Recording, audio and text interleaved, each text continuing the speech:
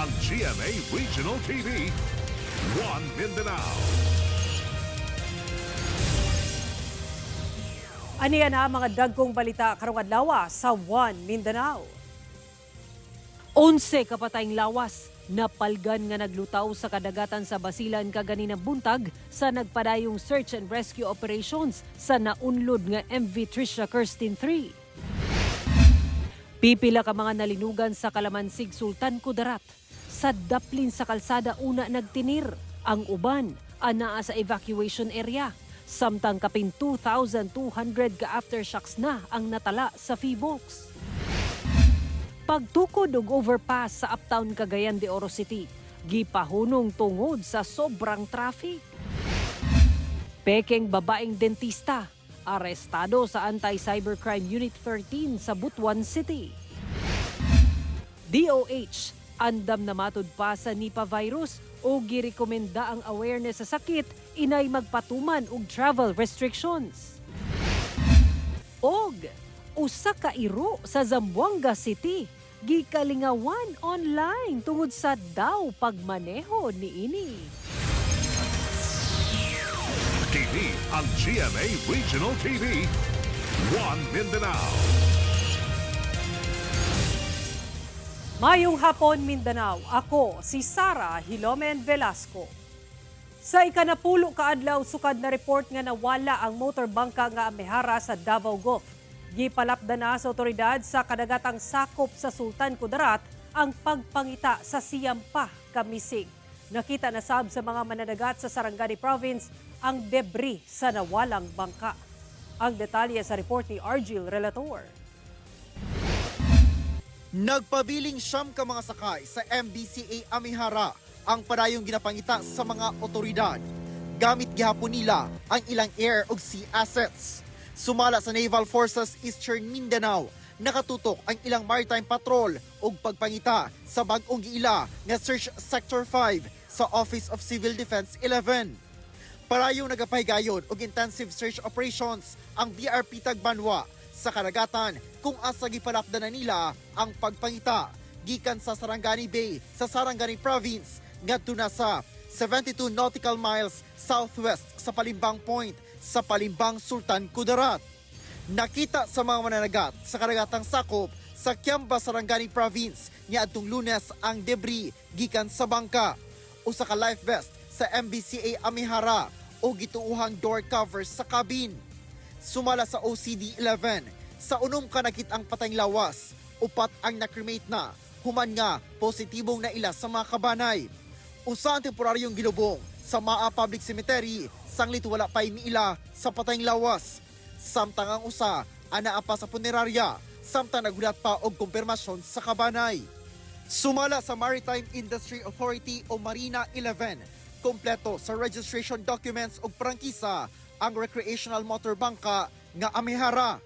Dugang sa Marina, daghan o kinahanglang ikonsidera para maingon nga si worthy ang usa ka sakayang pandagat. Lakip ang pagbiyahe ni ini sa aprobadong ruta. The Amihara was authorized for a particular route. No, so ang iyang ruta is Santa Ana, Igacos. Kahinumduman nga unang migula sa pagpanubay sa Coast Guard District Southeastern Mindanao nga gikan Santa Ana Wharf ang MBCA Amihara ug mopadulong unta sa Governor Generoso sa Davao Oriental alas 8 sa gabi niadtong January 17 ug na-report nga nawala niadtong January 19. Hinuon sumala sa Coast Guard parayon pa ang ilang investigasyon sa maong hitabo. Nakig-alayon ang Marina 11 sa ginalusad nga investigasyon. Ako si Argil Relator. One Mindanao. 11 ka mga patayng lawas ang napalgan kaganinang buntag nga gituhang sakay sa naunlod nga MV Tricia Kirsten 3 sa kadagatang sakop sa Basilan. Samtang sukad 2019, miabot na sa sobra 30 ka disgrasya sa kadagatan ang nahitabo sa mga barko nga gipanag-iyahan sa Allison Shipping Line sumala sa Maritime Industry Authority o Marina. Lakip na ang pagkasunog o pagkaunlod sa ilang barko niadtong 2023. Ato ibalik si Argil Relator. Nakitang naglutaw na sa kadagatang sakop sa Balok-Balok Island, Basilan ang 11 ka mga patayng lawas Huwebes sa buntag. Sumala ni Haji Mutamad Basilan Mayor Arsina Nano. Nangunay na sa pagpangita ang mga mananagat o pipila ka mga kabanay sa mga missing. Mudugang ang 11 sa 18 ka mga patayng lawas nga una na nga nakita pipila ka oras sumanaunlod ang barko. Nauna na ang gisulti sa Philippine Coast Guard nga napulo na lang ang ginapangita o 8 ka mga crew, kapitan o personahe sa PCG. Apan sukwahi kini sa kadaghan sa mga kabanay nga padayon pa nga nagahulat nga makita ang ilang mga mahal sa kinabuhi nga sakay matud pa sa naunlod nga barko. Gani sa listahan nga gipagula sa Sulu Provincial Disaster Risk Reduction and Management Office as of January 28, 49 pa ang missing, diin 31 ini ang anaa sa manifesto og 18 ang wala nakalista sa manifesto. Miyerkules sa gabi, gipasalom na sa PCG ang ROV o Remotely Operated Vehicle aron sutaon ang eksaktong lokasyon sa naunlod nga barko. Makita live sa screen sa controller kung unsa ang makita sa ROV o kaya sab niini nga mosulod sa mga compartment sa barko. Apan wala makita ang barko, Miyerkules sa gabi, naabot niini ang seabed o pinakaubos nga parte sa dagat sa gilawmon nga 50 meters. Sumala sa marina ang Allison Shipping Lines nga nanag-iya sa MV Tricia Kirstine 3 nga naunlod sa kadagatang sakop sa Basilan ni adtong Lunes. Daan na di ay nalambigit sa 32 ka insidente sa dagat sukad 2019. Ang kadalasan po na aksidente na kinakasangkutan po ng Allison Shipping ay ang engine trouble, engine failure, collision, ramming, agrounding, steering failure, hydraulic malfunction, near miss or tilting, man overboard, fire on board, at saka yung sinking. Dugang sa marina nga dunay deficiencies nga rectifiable o masulbad pa o dunay mga higayon nga gisuspende sa marina ang safety certificate sa mga nalambigit nga barko. Duna na sa show cause order na kaniadto o dunay mga gipahamtangan og silot, lakip ang pagbakwi sa lisensya sa pipila ka crew. Posible sab nga kansilahon ang prangkisa sa kumpanya kung ugaling mamatud-an nga dunay kalapasan. Alang sa mga apektadong pasahero, ipadali na requirements alang sa insurance claims. Ang pulisiya po natin ay sinasaad po na ang mga survivors are entitled to 50,000 pesos po na financial compensation. So ang Allison naman po nagbigay na po sila ng mga paunang mga tulong sa ating mga survivors at ang mga namatayan naman po ang mga heirs entitled po sila ng 200,000 pesos per death. Ako si Orgil Relator. 1 Mindanao. Tungod sa kahadlok sa epekto sa linog, sa Daplin sa kalsada na una nagtinir ang pipila ka mga residente sa Kalamansig, Sultan Kudarat. Samtang ang uban anaa sa evacuation center nga gimuntar sa lokal nga kagamhanan. Ani report. Sa Daplin sa dala na nagtinir ang pipila ka mga residente sa Purok Tambis sa Barangay Santa Clara sa Kalamansig, Sultan Kudarat tungod sa sagunsong pagtayog sa lugar, sukad nahitabo ang magnitude 5.2 nga linog niadtong January 20. Nagtukod na lang sila og tent ug didto na sab nagaluto ug nagatulog sa kahadlok sa mga posibleng epekto sa kusog nga linog. Kauban sab nila ang ilang mga alagang iro ug iring. Sumala ni Elena Jaba nga taga Purok Mauswagon sa Barangay Santa Clara. Mas gipili nila nga sa taas nga bahin sa ilang lugar temporaryong mamuyo aron di makigdasok sa evacuation area. Ilabi pa nga duna siya'y pasyente nga na-stroke. Puno naman sa ubos god, tapos dali po layo po sa kanang pangod. Na may mga CR dere, may tubig. Naman gud may kanang pangod masakiton, gidala dere god na paan siya kaning ni stroke. Kailangan niya dere gyud nga comfortable siya nga mag-an dere. Modern lang siya gidala. Anaa sa siyam kamang magbanay ang among naabtang nagtinir sa Daplin sa kalsada. Duna say ubang mga pamilya nga sa municipal grounds sa Barangay Poblasyon nga gimuntaran og modular tent sa DSW12 una nagtinir. Lakip dinhi ang pamilya ni Anida Sala nga taga Purok Baliwasan sa Barangay Pag-asa. mga pamilya po namin, nahihirapan sila bumalik sa bahay namin kasi malapit talaga siya sa karagatan. So, na-trauma na sila pero natutulog kami mga minuto lang ganyan. Kaya binabantayan namin ba, kaya bigla-bigla na lang siya ng Magpaabot na lang daw sila kung kanusa sila pwede pabalikon sa ilang balay nga anaa sa daplin sa dagat sa barangay Pag-asa. Doon na say ubang magbanay nga mibakwit sa Limulan Integrated School nga gihimong evacuation center sa mas taas nga lugar nga mao ang barangay Limulan. Ang mga mibakwit naabdan namo nga ginarasyonan og tubig gamit ang fire truck sa BFP Kalamansig. Sagad kanila nangita na lang og lugar nga kaplastaran. Sumala sa mga mibakwit, giagwanta nila ang kalayo sa barangay aron lang maluwas kuno galing dunay peligro sa pagdako sa balod sa dagat o tsunami. Gani apektado na ang ilang panginabuhian tungod sa linog. Pero medyo mahirap din kasi hindi makapaghanap buhay yung mga may pamilya Dahil lang po yan sa lindol. Padayon ang DSWD sa profiling sa mga mibakwit nga residente. Sumala sa barangay, anaa sa kapin 700 ka magbanay nga gikan sa coastal areas ang mihiklin padulong sa ilang barangay. Gani karon nanawagan sila og tabang. Maura gini ang pinakaduol nga high ground sa mga coastal areas, coastal barangay.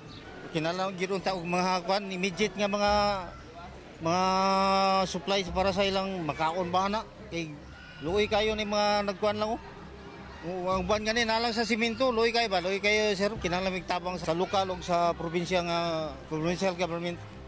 Kung na po yung mga pribadong sektor nga mo hatag. Hinuon bisan sa nasinating kalisod nga epekto sa linog, dunay pipila ka naglingaw-lingaw ug ligo sa sapa, ilabi na sa mga nagtinir una sa daplin niini. Sa karon nagapadayon pa ang nabating aftershock sa Kalamansig. Gani alas 7:43 sa buntag adlang Huwebes, nakasinati na sabog magnitude 5.1 nga pagtayog ang lungsod. Samtang ang pinakakusog niini sukad nagsugod ang mga pagtayog nga magnitude 5.2 ni atong January 20, nahitabo alas 2:46 sa hapon adlaw Miyerkules nga ana sa magnitude 5.9. Hinuon walay gipagula nga tsunami warning ang PHIVOLCS luyo sa mga pagtayog. As of 7 a.m. sa January 29, anaa sa kapin 2,200 na ang natala sa PHIVOLCS nga aftershocks. Kauban si Gary Balantay ug Bong Vicencio, Sara Hilomen Velasco. 1 Mindanao. TV ang GMA Regional TV. 1 Mindanao. Hingpit na nga gideklara sa Korte Suprema nga unconstitutional ang Articles of Impeachment batok kang Vice President Sara Duterte. Pinaagi sa unanimous nga boto gibasura sa Supreme Court and Bank ang motion for reconsideration nga gipasang-at sa House of Representatives nga nagtinguha nga balihon ang naunang desisyon sa Korte. Kay numduman nga niadtong July 25, 2025, gideklara sa SC nga unconstitutional ang Articles of Impeachment batok kang Vice President Sara Duterte tungod sa paglapas sa one-year bar rule. Gi-acknowledge sa defense team ni VP Sara ang maong resolusyon sa SC. Nagpasalamat sila sa Korte sa ruling nga hingpit nga naglatid sa tinaw ug authoritative nga giya sa mga limitasyon sa konstitusyon ug sakto nga pagtratar sa mga proseso sa impeachment. Karong gisettle na sa SC ang maong issue, nakasarado na matud pa ang maong hisgutanan ug magpadayon aron matubag ang uban pang mga issue sa nasod. Usa ka babaeng nagpailang dentista sa Butuan City ang nasikop sa Regional Anti-Cybercrime Unit 13 atol sa gipahigayong entrapment operation. Ang detalye sa report ni James Paulo Yap, exclusive. Kuha kining video ato sa gipahigayong surveillance operation sa Regional Anti-Cybercrime Unit 13. Batok usa ka babaeng nagpailang dentista sa Barangay Ampayon, Butuan City. Sumala sa Rako 13 nga naghanyag matud pa og baratong dental services ang suspect sama sa braces ug ginahimo lamang niya kini sulod sa iyang balay. Butang nga gikaalarma sa Philippine Dental Association Butuan Chapter. Barato ra iyang offer unya inviting kay sa mga kuan kay na may mga post good sa online na inani ang result kung magpataod ka sa iya. Usually ang atong nakita na bisan sa nationwide ang ba nara sa balay naaralay ka ng isa ka kwarto dili gid ka ng dental clinic gid ang itsura. Walay mapakita nga mga dokumento ang suspect nga magpamatuod nga usa siya kalihitimong dentista. Na-recover sab sa iyang posisyon ang nagdadaiyang ekipo nga gituuhang ginagamit sa iyang operasyon. Sa karon, ana-ana sa kustudiya sa Regional Anti-Cybercrime Unit 13 ang suspect samtang ginahikay ang kasong paglapas sa Republic Act 9484 o ang Philippine Dental Act. Wala pa'y pahayag ang suspect. Before nato ni gi-operate ato na pong gi-verify sa Philippine Dental Association, ang isa po sa ilang membro ang nagreklamo at the same time sa Professional Regulation Commission kung nakabagid siya ay license o wala gid siya ng duha. Ako si James Paulo Yap. 1. Mindanao. Gitugutan sa International Criminal Court ang partisipasyon sa pre-trial proceedings sa mga gingong biktima sa war on drugs ni kanhi Pangulong Rodrigo Duterte, lakip na ni atong mayor pa siya sa Davao City. Samtang Congressman Paulo Pulong Duterte, gisaway ang paghatag sa Senado og pasidungog sa gitawag nga Heroes of EJK. Ang detalye sa report ni Argil Relator. Magsugod ang hearing sa confirmation of charges sa kasong crimes against humanity ni kanhi Pangulong Rodrigo Duterte sa February 23, 2026. Gitagana ang maong adlaw alang sa pagbasa sa kaso ug tag 30 minutos nga opening statement sa prosekusyon, Common Legal Representative of Victims o CLRPV ug depensa. Sa February 24 ug 26, kini alang sa submissions on the merits sa matag partido. Gihatagan ang prosekusyon og 2 hours and 30 minutes, 1 hour and 30 minutes alang sa CLRPV og 3 hours and 30 minutes alang sa depensa. Sa February 27, kini alang sa tag 30 minutos nga closing statements. Gitugutan sa ICC ang partisipasyon sa giingong mga biktima sa war on drugs sa pre-trial proceedings. Sa 304 ka aplikante, 29 ang gitugutan sa Group A kansang aplikasyon kay karong nakabot ang legal requirement alang sa victim participation. Dunay pipila sa Group C, ilabi na kadtong aligasyong patyon o gisulayan pagpatay nga nalambigit sa drug war sa panahon nga mayor pa sa Davao City ug nahimong presidente si FPRRD. Ning bag-ulang, usa ka museo ang gibuksan sa Senado alang matud pa sa mga biktima sa extrajudicial killings. Gisaway kini ni Congressman Paulo Duterte. Gipili matud pa nga ipakita ang gitawag nga mga bayani sa EJK narrative apan nagdumili bisan sa paghinumdom sa SAF 44. Kinsa nagsunod sa mga mando, misulod sa teritoryo sa kontra ug wala na gayud nakauli. Dugang ni Congressman Pulong nga nagbangutan sila pag-ayos sa mga kriminal apan nagpakahilom lang bahin sa tinuod nga biktima sa droga. Ang mga bata ang gilugos o gipatay sa mga adik. Ang mga pamilya nga naguba. Ang mga komunidad nga nabalaka sa mga pusher nga dayag nga naglihok apan wala kini panumbalinga sa mga opisyal. Ako si Argil Relator. 1. Mindanao. Usa ka sundalo ang patay sa Samdan. Human gika-enkwentro sa kasundaluhan ang teroristang grupo sa Datohofer, Maguindanao del Sur. Gila ang napatay nga sundalo nga si Corporal Ryan June Bagwal sa 90th Battalion ug Samdan ang kaubanan ini nga si Private First Class Arvin Jake Janiel. Human nila nakaengkwentro ang mga sakop sa teroristang grupo nga Dawla Islamiyah Hasan Group banda alas 8 Miyerkules sa buntag sa Barangay Tuayan Mother sa Datohofer, Maguindanao del Sur. Nagpahigayon ang militar og decisive military operations gumikan sa taho sa presensya sa mga terorista sa mong lugar. Padayon ang paggugod karon sa kasundaluhan sa mong teroristang grupo. Magmugna ang Cagayan de Oro City LGU ug composite group nga motutok sa illegal mufflers kon improvised nga tambutso ug mga nalambigit sa drag race. Kini base na sab sa reklamo sa mga residente sa syudad. Ani report ni Cyril Chavez. Gimugna karon sa Cagayan de Oro City LGU ang composite group nga gilangkuban sa Cagayan de Oro City Police, Land Transportation Office ug Roads and Traffic Administration. Tumong niini nga pangdakpon ang illegal mufflers o tambutso sa mga motorsiklo lakip sakyanan. Matod di RTA Overseer Councilor Eric Salcedo, Kini ang tubag sa nagkagrabing problema sa syudad sa mga motorsiklo sa sakyanan nga hilabihan kasaba labi na og 10 oras sa gabi. Dugang sa opisyal nga pipila ka reklamo na ang ilang nadawat gikan sa nagkadaiyang grupo sa syudad kung asa sagad gadagan kining mga adunay saba nga tambutso. Ang uban pa ang nalambigit sa mga illegal nga drag race. Kung atong tanaw ng ordinansa, i-revisit na nato niya atong padakan ang ordinansa nga gikan sa 500 lamang gud i-maximize nato nga 5,000. Karon ang naikatugod sa impound ana ang LTO. Panahon nga mapinal na ang composite group, magpahigayon kini og mga surprise inspection sa nagkadayang lugar sa syudad kung asa sagad masiplatan kini mga pasaway nga motorista. Pangunahan sa Kukpog LTO ang grupo, labi pa nga sila ra ang adunay kapasidad sa pag-ila sa mga improvised nga tambutso. Subay sa balaod, kinahanglan dili molampas sa 99 decibels ang kasaba nga sukdon tunga sa metro gikan sa tumoy sa tambutso. Kining kasaba o kining drag race, saba sa motor, na style magud aning mga batanon nga nay mga motor, magtapok-tapok na sila, magdungan og andar, grabe ka kasaba. Gawas lugar sa drag race. Grabe gid kasaba. Usasab sa tumong ni Ene nga malikayan ang aksidente gumikan sa illegal drag race. Kauban si Jaybert Paira, Cyril Chavez. 1 Mindanao. Public consultation alang sa ipatuman nga speed limit ordinance sa El Salvador City LGU ipahigayon na sunod bulan. Mga motorista nga nagaagi sa mong syudad giaghat nga mosalmot. Ang detalye sa report ni James Paulo Yap.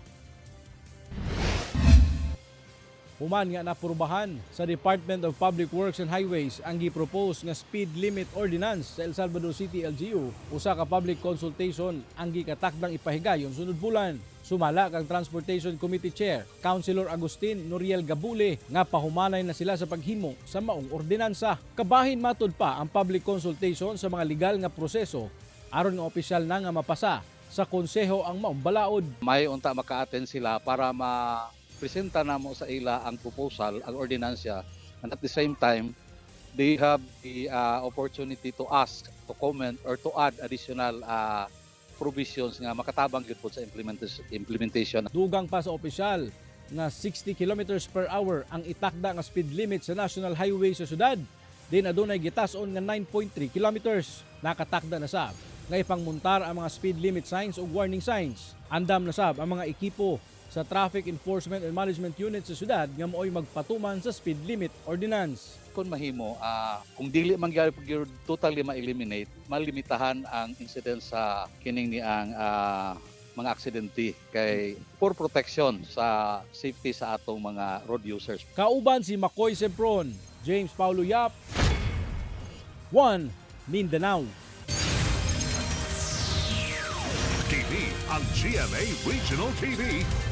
1 Mindanao.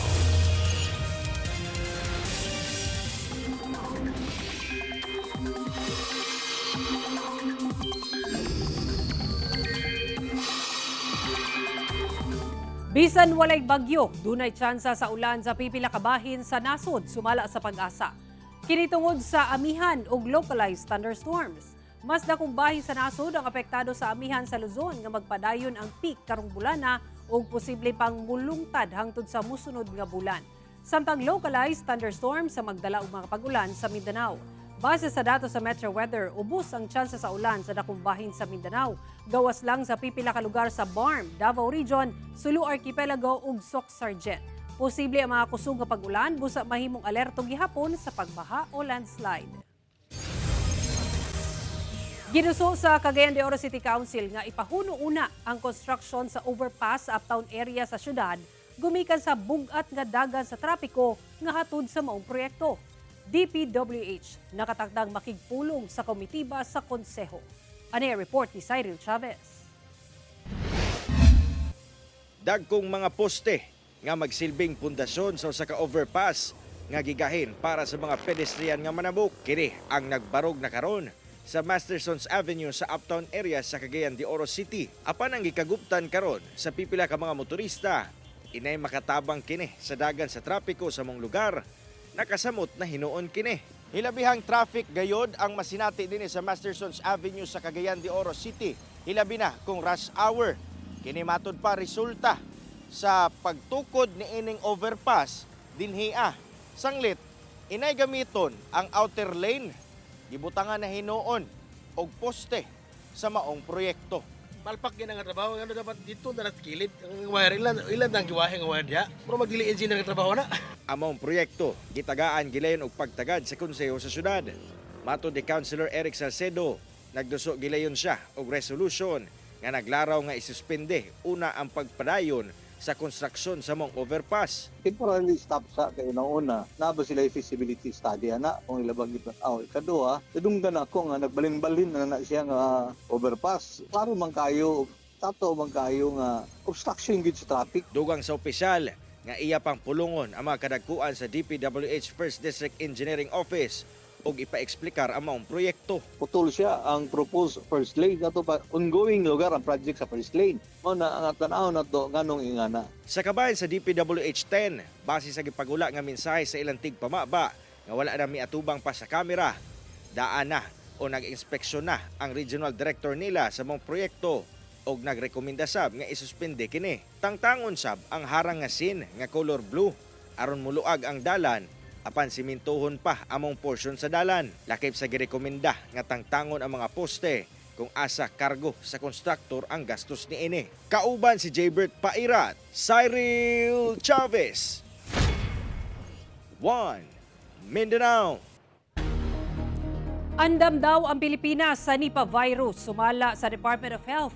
Kinihuman na tala ang seasonal outbreak sa mga sakit sa West Bengal sa India nga doon na 5 kakaso. Ang Nipah virus una nang natala sa Sultan Kudarat niadtong 2014. Sumala sa DOH, padayon ang ilang monitoring sa Nipah virus. Gani girekomenda nila ang awareness kalabot sa mga sakit, inay magpatuman og travel restrictions. Sumala sa usa ka infectious disease expert, low risk para sa Nipah virus ang Pilipinas, apan dili sab daw dapat magpakakampante. Kay dumdumang nagtala og 17 ka kaso sa Nipah virus sa Sultan Kudarat niadtong 2014. Ang Nipah virus nagikan sa hayop o sagad mga kwaktit. Pwede sab daw matakdan ubang hayop sama sa baboy ug kabayo. Mapasa ang virus kung dunay direct contact sa mga dunay sakit nga hayop, kontaminado nga unod o nakakaon o nakainom og prutas nga gikaunan o giihian sa mga infected nga fruit bat. Pwede sab ang human-to-human transmission. Sa karon walay tambal o bakuna nga alang mismo sa Nipah virus infection.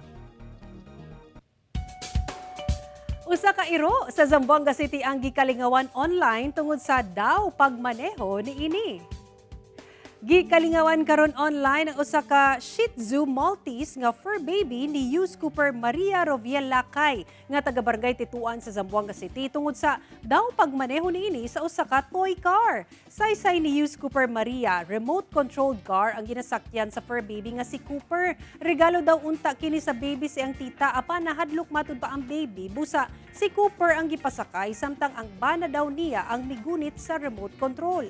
Nalingaw sab daw silang magtiayon kay daw nag-enjoy sab si Cooper samtang sakay sa toy car, mao nga givideohan nila kini wa daw sila nagdahom nga daghan sab ang malingaw sa ilang fur baby. Cooper, basin pwedeng sakay.